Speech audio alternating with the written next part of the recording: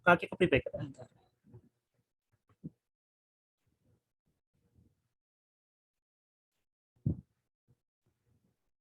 Masuk Kak.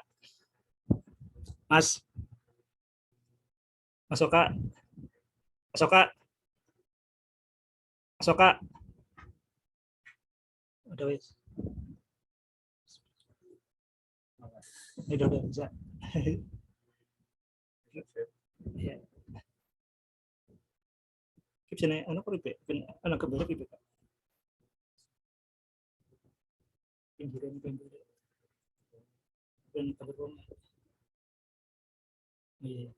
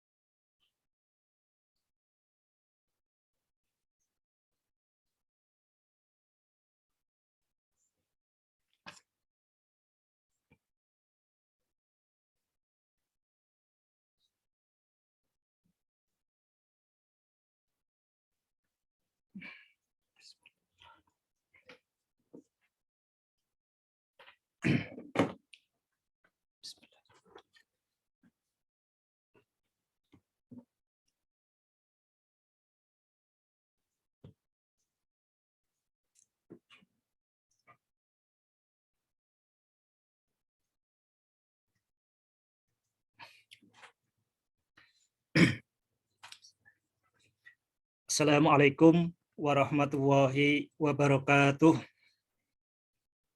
Waalaikumsalam warahmatullahi wabarakatuh. Oke, maturun. Bismillah, walhamdulillah, wassalatu wassalamu ala rasulillah, wa ala alihi wa ashabihi wa mawalah, la hawla wa la quwata illa billah, amma ba'du. Maturun kepada sahabat semua, kita di sini semuanya santri ya. Di sini enggak ada kiai, semuanya santri. Mudah-mudahan kita di sini semua berniat belajar. Allahumma barik lana fi Rajaba wa Sya'bana wa balighna Ramadan. Ya Allah, berkahilah kami di bulan Rajab, di bulan Sya'ban, dan sampaikanlah kami di bulan Ramadan. Sahabat semua, hari ini hari yang sangat istimewa. Mudah-mudahan sahabat merasakan aroma Ramadan. Jadi kalau kita belum merasakan aroma Ramadan, itu bukan Ramadannya tidak ada, tapi hati kita yang tidak peka. Jadi mudah-mudahan kita insya Allah, mudah-mudahan ya kita sampai pada Ramadan sekitar 7 hari lagi. Hari ini tanggal 23 Sya'ban. Sahabat titik dimanapun yang Anda berada, dimanapun Anda berbahagia. Hari ini tanggal 23 Sya'ban. Jadi sekitar 1 pekan lagi kita akan memasuki bulan Ramadan. Sebelum saya memulai, ini kebetulan hari tadi mendengar ceramahnya Buya Arsi Hasim tentang sebaik-baiknya warisan dari orang tua adalah diri kita sendiri. Jadi ini kebetulan tanggal 24 Sya'ban, besok itu adalah haul ibu saya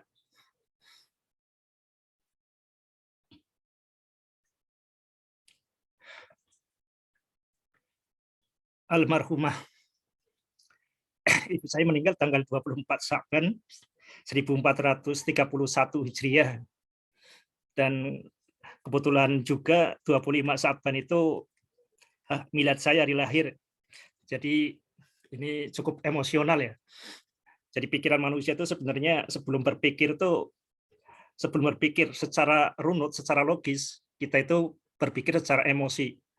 Dan cara kerja emosi itu adalah secara asosiatif, menghubung-hubungkan. Dan itu tidak terkontrol, seringkali tidak terkontrol. Jadi emosi itu lebih kuat daripada pikiran. Jadi jangan berharap pikiran itu mengontrol emosi, karena pikiran itu lebih lemah, lebih lambat, dan lebih lemah daripada emosi. Dan di hari yang sangat baik ini, menyambut bulan Ramadan, dan kebetulan ini haul ibu saya, dengan kerendahan hati, kami memohon doa dari sahabat semua. Lahal Fatihah.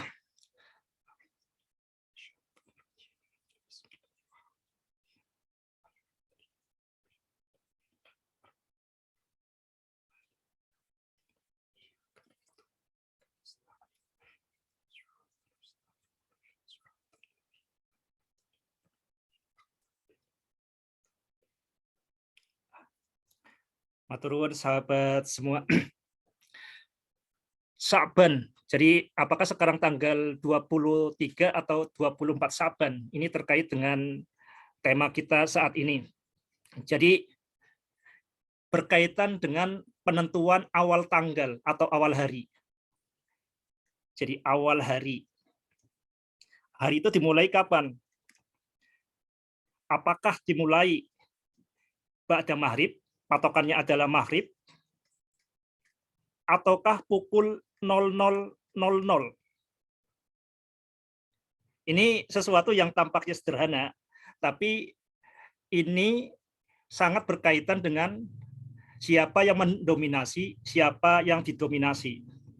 Saya teringat pengalaman dulu ketika bersama seorang anggota DPR, ya DPR RI, itu bersama intelektual Tegal, itu berkumpul untuk merayakan satu Muharram. Merayakan satu Muharram itu menunggu tengah hari. Jadi satu Muharram menunggu tengah hari karena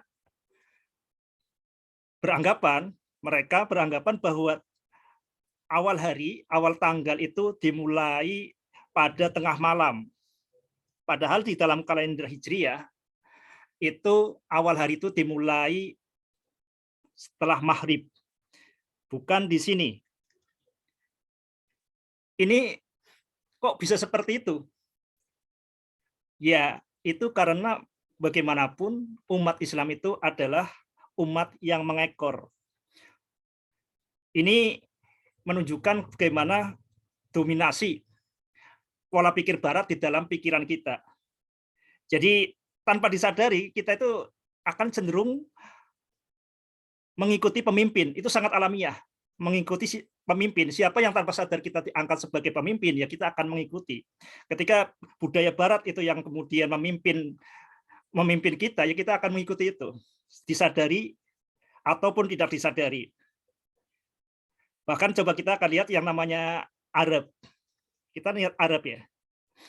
Kita sering menganggap Arab itu adalah Timur Tengah. Timur Tengah. Timur itu dalam bahasa Arabnya itu Syarqiyun, Saracen. Jadi kalau bahasa Inggris di kamus ada kata-kata Saracen. Saracen itu berkaitan dengan Arab, Sarkiyun. Jadi Arab itu adalah Sarkiyun, terletak di timur. Kenapa terletak di timur? Ya, kalau orang Eropa, Arab itu di timurnya Eropa. Makanya menganggap Arab itu sebagai Sarkiyun di daerah timur. Kita di Indonesia pun ikut-ikutan menganggap Arab itu sebagai Timur Tengah. Jadi itu menunjukkan dominasi dari pola pikir Barat. Kita pun menganggap padahal sudah jelas-jelas bahwa yang namanya Arab itu di barat kita, lebih dekat ke barat kita. Ya walaupun kalau bumi bulat itu kan bisa kita ke timur pun sampai ke Arab. Tapi kenapa kita menyebutnya sebagai Timur Tengah? Ya itulah dominasi barat di dalam pikiran kita. Jadi ini sejak zaman Nabi Adam ya, tentang perang pemikiran itu berkaitan dengan menamai. Siapa yang menamai, ya dia akan memenang dalam pemaknaan. Ketika iblis memberi nama Khuldi, keabadian, dan Adam percaya, itu berarti pikiran iblis sudah mendominasi Adam. Sahabat Titik Ba, dimanapun Anda berada, ini yang akan kita angkat sebenarnya dari kuliah Titik Ba itu berkaitan tentang kita sadar dengan kita menyadari sebenarnya pola pikir kita itu digerakkan apa. Dan biasanya hal-hal yang sangat dalam itu justru tidak disadari. Hal-hal yang sangat fundamental, yang fondasi, itu biasanya di bawah tanah, tidak kelihatan. Maka kita perlu saling mengingatkan, bagi yang sudah sadar ya, untuk mengingatkan yang tidak sadar. Hal-hal yang tidak sadar itu biasanya fondasi, maka dampaknya itu sangat kuat. Sahabat Titik Ba, dimanapun Anda berada, sekarang kita akan berkaitan dengan masalah umat Islam itu apa. Kita sudah sering mendengar mungkin di mana-mana bahwa abad ke-15 Hijriah, jadi dimulai tahun 1400 Hijriah ya, dan sekarang kita sudah 1443 Hijriah. Sekarang kita di sini. Ini dulu ketika awal memasuki abad ke-15 Hijriah, itu ramai sekali. Umat Islam itu sangat optimis bahwa ini adalah abad kebangkitan umat Islam. Tapi apa yang terjadi? Ketika sekarang memasuki pertengahan abad, wacana itu sudah nggak ada lagi, sudah hilang. Kita sudah pesimis, karena yang terjadi di mana-mana itu adalah kebangkrutan umat Islam. Kita bisa lihat di Timur Tengah tadi ya, Libya, Suriah, Afghanistan, ya dekatnya Timur Tengah, itu hancur. Di mana-mana umat Islam itu bangkrut. Dan yang lebih aneh lagi ya bangkrut, sesuatu yang bangkrut bangkit itu ya sangat alamiah di peradaban. Yang jadi mengerikan lagi itu kita jadi kehilangan harapan. Tidak ada lagi yang mengangkat wacana kebangkitan umat Islam. Sudah pesimis, kita benar-benar memang umat Islam itu ditakdirkan sebagai umat yang kalah. Sahabat Titik Ba, dimanapun Anda berada, kita coba kemudian membangkitkan, kita nggak akan jauh-jauh ya. Jadi di sini tujuan kita itu nanti sesuatu yang praktis, yang bisa kita kontribusikan berkaitan dengan mudah-mudahan kita nggak malu dan kita masih yakin, dan yakinnya bukan ini ya, bukan diyakin-yakinkan, tapi kita yakin dengan ilmu bahwa umat Islam itu bisa bangkit dan dimulai dari diri kita. Sekarang masalahnya bagaimana? Sahabat Titik Ba, dimanapun Anda berada, yang terjadi itu kalau kemudian orang asal yakin tapi nggak tahu masalah, itu justru sangat bahaya. Ini hal yang sangat dasar ya, dan ini dibiasakan di matematika. Di matematika itu yang namanya solusi itu hanya penyederhanaan masalah. Kita lihat misalkan 3 kali 7. Ini adalah masalah, adalah soal, masalah. Solusinya 21. Mengapa? Karena dianggap ini itu lebih mudah. Ini lebih sederhana, ini solusi. 3 ditambah 5 sama dengan 8. Ini masalah. Masalah itu yang lebih rumit. Solusi itu hanya penyederhanaan masalah. Ini dibiasakan di dalam matematika itu seperti itu. Yang namanya solusi itu hanyalah penyederhanaan masalah. Tapi masalah besarnya, apakah yang bermatematika setiap hari itu menyadari hal itu apa enggak? Jadi matematika adalah ilmu tentang penyederhanaan masalah, dan maka dimulai dari masalah. Jangan memikirkan solusi. Seringkali orang yang biang masalah, yang memperbesar masalah, itu orang yang datang langsung, ini solusinya bagaimana? Ini solusinya bagaimana? Itu sangat bahaya. Kembali ke tema ini, sekarang sebelum kita memikirkan solusi, sebenarnya masalah umat Islam itu di mana? Sahabat Titik Ba, dimanapun Anda berada, mari kita bedakan antara Islam dan umat Islam. Jadi al-Islamu wala yu'la alaih, ini Islam. Kemudian kita bedakan yang kedua itu ada umat Islam, al-Muslimun. Kita di sini, Islam, kita tahu adalah memiliki Al-Quran. Artinya apa? Islam itu Islam itu identik dengan gagasan terbaik. Kita memiliki Al-Quran, berarti kita itu memiliki gagasan terbaik. Tapi masalahnya, kenapa pemilik gagasan terbaik kok jadi pengekor? Bahkan bukan hanya pengekor, tapi umat yang secara sungguh-sungguh membiasakan diri untuk terus terjajah. Ini ada apa? Pemilik gagasan terbaik, tapi menjadi umat pengekor. Jadi masalahnya adalah pasti bukan di masalah gagasan. Masalahnya bukan di gagasan, masalahnya adalah di detail operasional. Kita sudah memiliki gagasan terbaik, masalahnya adalah bagaimana membuat gagasan itu membumi, detail operasionalnya bagaimana. Jadi masalah terbesar umat Islam adalah berkaitan dengan detail operasional. Sahabat Titik Ba, dimanapun Anda berada, ini semakin relevan kita di Indonesia ini, karena Indonesia ini adalah bangsa yang sangat religius. Bahkan Indonesia itu bangsa religius nomor 2. Bangsa religius nomor 2. Nomor 1 itu Ethiopia, di Afrika berarti kan. Yang nomor 2 itu Indonesia. Artinya apa? Artinya kalau kita insya Allah mengubah, pengen kita berkontribusi banyak pada Indonesia, manfaat seluas-luasnya, termasuk kita juga bagian dari Indonesia ini kan. Kita penting sekali itu pendekatannya adalah pendekatan religius. Tapi ini potensi yang sangat besar. Tapi kalau kemudian kita tidak menyadari masalah itu, ya kita ini adalah malapetaka yang sangat besar. Sahabat Titik Ba, dimanapun Anda berada, mari saya perjelas kenapa berkaitan umat Islam adalah terkait dengan detail operasional. Sahabat Titik Ba, dimanapun Anda berada, ini yang membuat saya terpikir itu dulu di ITB, ini ada mata kuliah yang namanya mekanika teknik. Mata kuliah mekanika teknik. Mekanika teknik ini mata kuliah yang rumusnya itu hanya satu. Sigma F sama dengan 0. Kayak gini toh, rumusnya seperti ini toh. Sigma F sama dengan 0. Ya kalau yang ini orang fisika namanya hukum 1 Newton ya. Ini hukum 1 Newton. Sigma F sama dengan 0. Ini enggak ada maknanya.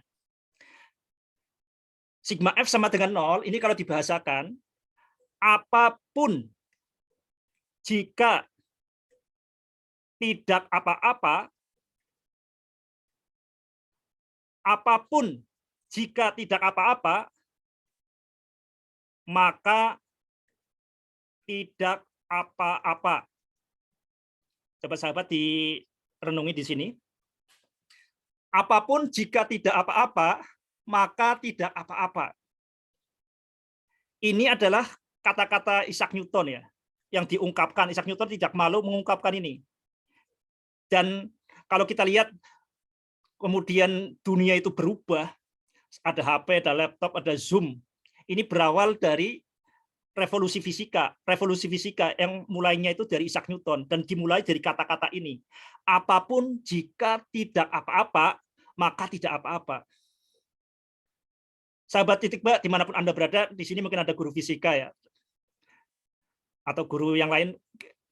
Ini saking jelasnya, saya tidak yakin ada guru yang berani mengatakan ini di depan kelas. Karena saking sederhananya. Takut diketawakan, masa kayak gitu. Tapi mengapa apapun jika tidak apa-apa, maka tidak apa-apa. Sesuatu yang sangat jelas, yang sangat gamblang itu bisa bermanfaat, bisa mengubah dunia. Jadi ini berkaitan bukan masalah gagasannya, tapi berkaitan dengan detail operasional, dan bukan sekedar detail operasional ya, tapi detail operasional yang konsisten, atau bahasa agamanya istiqomah. Ini berkaitan dengan detail operasional yang konsisten. Sigma F sama dengan 0, ini diterapkan lebih lanjut secara konsisten. Sigma F sama dengan 0 diterapkan. Kemudian kalau sigma F searah sumbu X, sigma F searah sumbu Y, sigma F searah sumbu Z diterapkan secara konsisten. Dan seterusnya dan seterusnya. Ini yang mengubah dunia. Fisika itu jantungnya adalah hukum Newton. Jadi fisika apapun sebenarnya yang dimulainya itu dari hukum Newton tentang apapun jika tidak apa-apa maka tidak apa-apa. Ini bermanfaat karena detail operasionalnya. Sahabat titik Mbak, dimanapun Anda berada, kemudian pikiran saya kan terpikir dengan ke Al-Quran. Kita tahu Al-Quran itu sesuatu yang sangat luar biasa. Tapi detail operasionalnya bagaimana? Saya ambil contoh ini biar lebih konkret ya, tentang masalah kita di sekitar kita. Ini ketika beberapa hari yang lalu, bulan Rajab atau apa ya, beberapa bulan yang lalu, saya ke masjid dengan anak saya namanya Abim. Ya, namanya Abim. Ini Abim Ahmad Bima Amarta. Kemudian Abim lihat bayangan. Ada bayangan, karena ada lampu, kemudian ada bayangan. Abim kemudian secara spontan, bayangan itu ruh ya. Bayangan adalah ruh. Ini kata Abim. Bayangan adalah ruh. Seketika saya tersentak. Nah, ini masalah umat Islam itu berkaitan dengan bayangan atau ruh. Ruh itu apa? Mari kita lihat dicermati apa yang ada di Al-Quran. Yang ada di Al-Quran itu kita disuruh memperhatikan bayangan.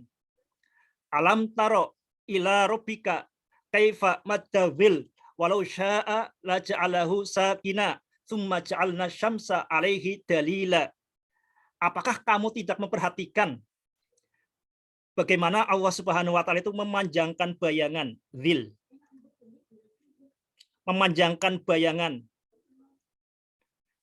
Seandainya Allah berkehendak, bayangan itu tidak akan panjang, dan Allah menjadikan matahari sumber cahaya sebagai bukti. Jadi yang disuruh kita perhatikan itu adalah bayangan.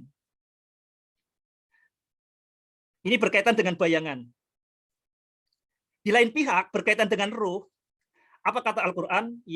Yas'alunaka 'anir ruh qulir ruhu min amri rabbi wa ma utitum minal ilmi illa qalila. Dan mereka orang-orang Yahudi bertanya tentang ruh. Sesungguhnya ruh itu adalah min amri rabbi. Ruh itu adalah min amri rabbi. Jadi di sini diminta bertawakuf. Kita udah nggak usah terlalu jauh lah berkaitan dengan ruh. Yas'alunaka 'anir ruh qulir ruhu min amri rabbi wa ma utitum minal ilmi illa qalila. Sahabat titik Mbak, dimanapun Anda berada, coba kita bayangkan di sini ada dua hal. Ketika di bayangan, kita diminta untuk berpikir, alam taro ila rabbika kaifa maddadzil. Apakah kamu tidak memperhatikan, tidak melihat bagaimana Allah itu memanjangkan zil, memanjangkan bayangan. Kita diminta untuk memperhatikan bayangan. Kemudian kita diminta untuk bertawakuf, tidak usah neko-neko berkaitan dengan ruh. Yas'alunaka 'anir ruh qulir ruhu min amri rabbi. Ini yang ada di Al-Quran itu seperti itu. Masalahnya, mengapa umat Islam itu tidak memperhatikan bayangan, tidak memikirkan bayangan. tapi malah memikirkannya adalah ruh yang terlalu jauh, ruh yang tadi kita disuruh untuk tawakuf. Jadi sahabat titik ba dimanapun Anda berada, apakah umat Islam itu sengaja menentang Al-Quran? Saya sempat berpikir seperti itu. Tapi kemudian saya membayangkan seperti ini ya. Ada orang kemudian disuruh untuk memperhatikan bintang. Tapi kemudian karena matanya rabun, kayak mata saya ini rabun, maka sebenarnya tidak bisa memperhatikan bintang. Akhirnya hanya bisa mengulang-ulang. Ayo perhatikan bintang. Jadi kita misalkan diperintah oleh guru fisika, ayo perhatikan bintang. Nah, karena saya itu nurut sama guru fisika, akhirnya saya kemudian ketika malam melihat bintang, tapi nggak lihat apa-apa. Saya hanya bisa mengulang-ulang kata guru fisika saya, ayo lihatlah bintang, ayo lihatlah bintang. Jadi saya yakin umat Islam tidak sengaja untuk menentang Al-Quran. Masalahnya adalah umat Islam tidak memiliki detail operasional. Jadi kata-kata Isaac Newton, apapun jika tidak diapa-apakan, maka tidak apa-apa. Kalau kita nggak punya detail operasional, tapi kita percaya dengan Isaac Newton, ya kita paling hanya akan menghafal terus-menerus, membacanya setiap bulan Ramadan. Apapun jika tidak apa-apa, maka tidak apa-apa. Apapun jika tidak apa-apa, maka tidak apa-apa. Hanya akan mengulang-ulang seperti itu, tanpa melakukan detail operasional bagaimana. Serupa dengan itu, ketika Allah meminta kita untuk memperhatikan bayangan, kita hanya mengulang-ulang terus. Alam taro ila rabbika kaifa madadil, alam taro kaifa ila madadil. Kita hanya akan terus-menerus seperti itu. Karena kita tidak memiliki kemampuan untuk membuat detail operasional. Sahabat titik ba, dimanapun Anda berada, jadi persoalannya adalah demikian. Jadi umat Islam saya yakin tidak sengaja, tidak bermaksud untuk menentang Al-Quran, hanya mengulang-ulang perintah, itu kan yang lecek saja kan. Disuruh memperhatikan bayang-bayang, tapi kemudian karena nggak punya detail operasional, yang ledek saja, ngulang-ulang perintah saja. Ayat Al-Quran ini dibaca terus tanpa kemudian ada eksekusi. Sahabat titik ba dimanapun Anda berada, ini kalau benar-benar ini ya, nanti ini mungkin ada suatu saat memperhatikan bayang-bayang, ini ya tidak kalah hebat daripada kata tadi. Apapun jika tidak apa-apa, maka tidak apa-apa.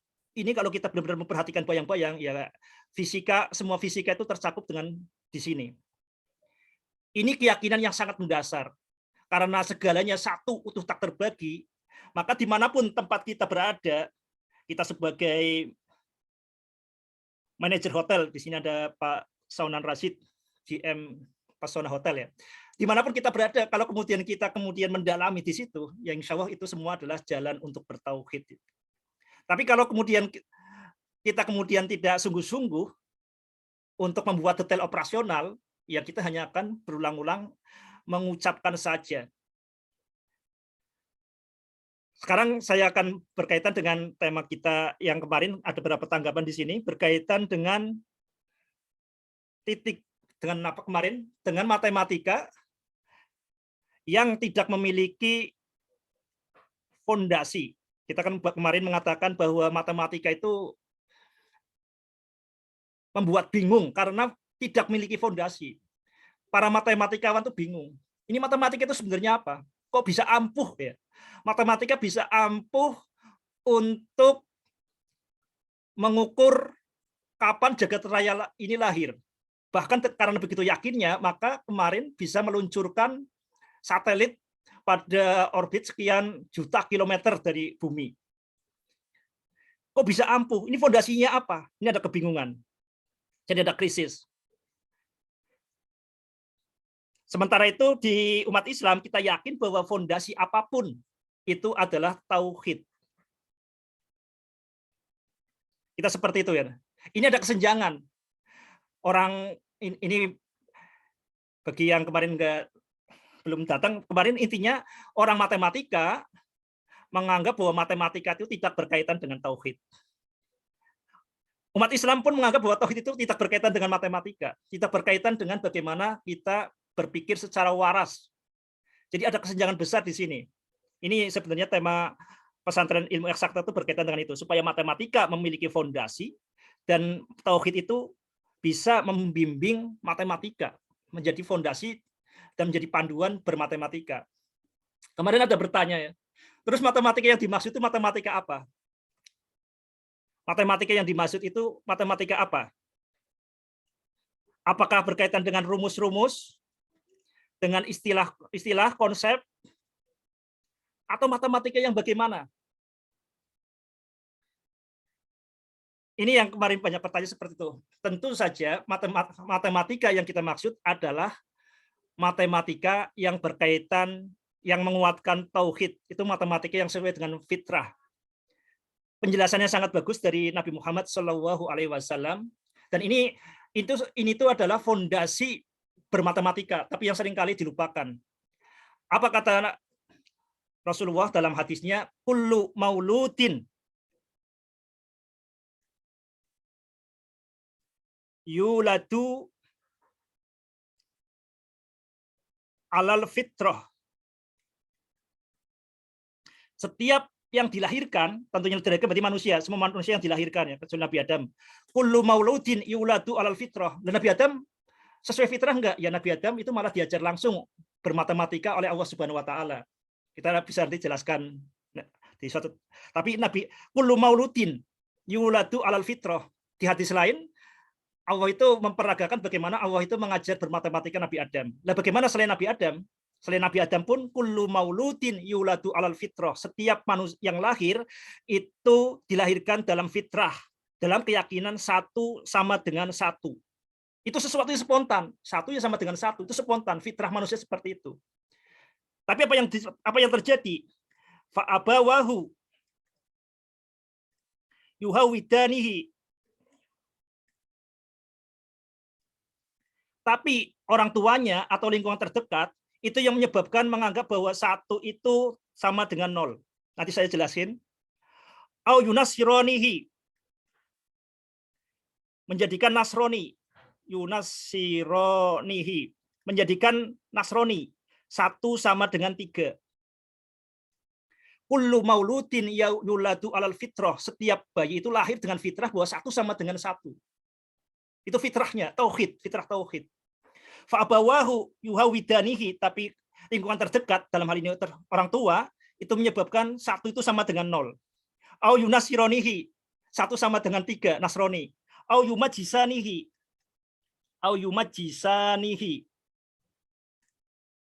atau satu sama dengan dua. Ini belum begitu jelas karena belum detail operasional. Ini sebentar lagi kita ini ya, sekitar 7 menit lagi. Kita nanti break, nanti masuk lagi. Minum. Oke. Sahabat Titikba dimanapun Anda berada di sini, Nabi Muhammad itu kalau ngomong itu dengan contoh ya. Nabi Muhammad itu kalau ngomong dengan contoh, bukan kayak sekarang. Jadi bahasa Nabi Muhammad itu konkret. Fa'abawahu yuhawidanihi. Yahudi itu gimana? Karakter Yahudi itu apa? Karakter Yahudi itu percaya bahwa Allah itu memang tunggal. Tapi Allah itu tidak punya kuasa. Allah itu satu, tapi nggak punya kuasa. Kekuasaannya nggak ada, kuasaannya nol. Laqad sami'allahu qaulal ladzina qalu innallaha faqiru wa nahnu aghnia. Sesungguhnya Allah itu mendengar mereka yang mengatakan innallaha faqirun, sesungguhnya Allah itu fakir, miskin, tidak berdaya, wa nahnu aghnia, dan kami adalah berdaya. Ini keyakinan orang Yahudi. Tuhan itu satu, tapi tidak berdaya. Au yunasironihi, Nasrani. Nasrani itu intinya apa? Ini bisa dicek di Al-Maidah ayat 73. Laqad kafarul ladzina qalu innallaha tsalitsu salasah. Sungguh telah kafir orang yang mengatakan sesungguhnya Allah itu yang ketiga dari tiga. Jadi orang Nasrani itu yakin Allah itu Tuhan itu satu. Tapi satunya sama dengan tiga. Ini keyakinan orang Nasrani. Kenapa bisa ada keyakinan seperti itu? Ya ini pentingnya kita itu bertauhid. Nanti kita akan jelaskan. Sahabat Titikba, dimanapun Anda berada, sebelum ke Auyumajisanihi, ini ada sesuatu yang sangat menarik. Ini kalau orang matematika itu kan matematika sebenarnya kan mempelajari tentang bagaimana pola, mengasah kepekaan kita terhadap pola. Jadi dengan matematika kita tuh jadi peka untuk membaca realitas di sekitar kita. Seharusnya matematika juga itu peka ketika kita membaca Al-Qur'an. Ini ada pola yang sangat menarik di sini.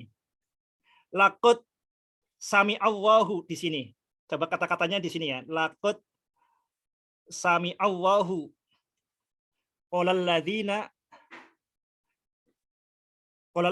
laqad sami Allahu qolal ladzina innallaha faqir wa nahnu ahniya. Ini di surat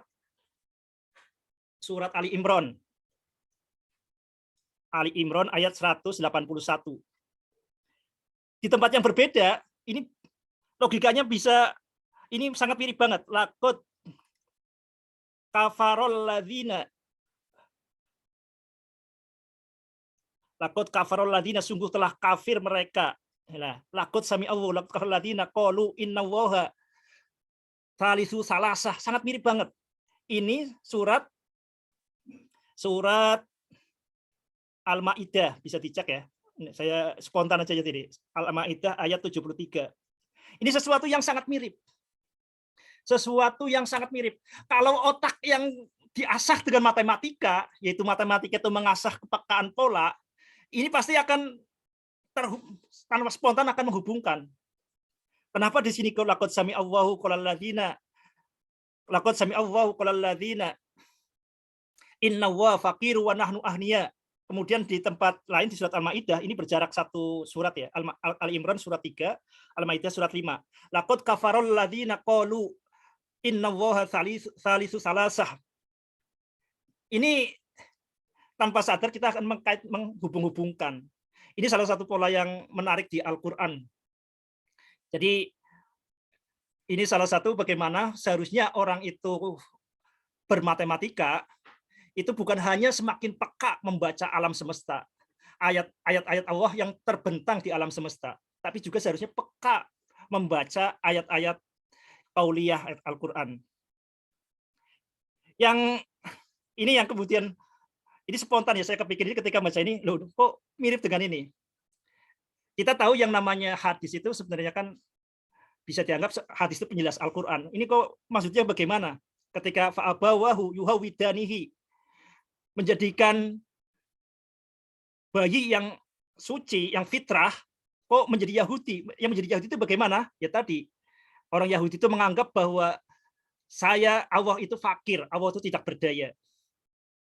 Au yunasironihi, Allah itu tiga, itu kepercayaan orang Nasrani, kepercayaan fondasinya. Sahabat Titikba dimanapun Anda berada, karena ada dua hal ini, jadi kalau ada dua hal, kita akan cenderung kemudian bagaimana dengan yang ketiga ini, au yumajisanihi, ini maksudnya apa? Apa yang dimaksud dengan au yumajisanihi satu sama dengan dua? Jadi orang Majusi atau agama Zoroaster ya, Majusi. Ini yang berkembang di Iran, itu mempercayai alam semesta itu pasti utuh. Segalanya itu utuh, satu. Tapi Tuhannya tuh di situ ada dua. Jadi yang alam semesta itu pertarungan antara cahaya, Tuhan terang namanya Ahura Mazda, dan Tuhan kegelapan namanya Ahriman. Jadi percaya bahwa jagat raya itu dikuasai oleh pertempuran dua Tuhan ini. Ini sesuatu yang aneh kan. Bagaimana jagat raya yang satu itu kemudian aturannya ada dua.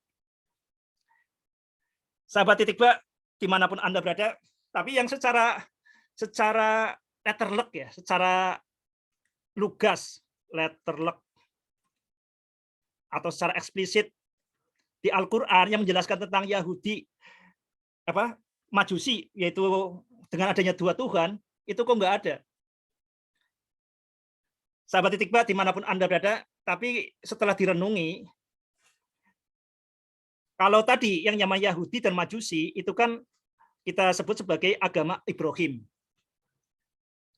Agama Ibrahim.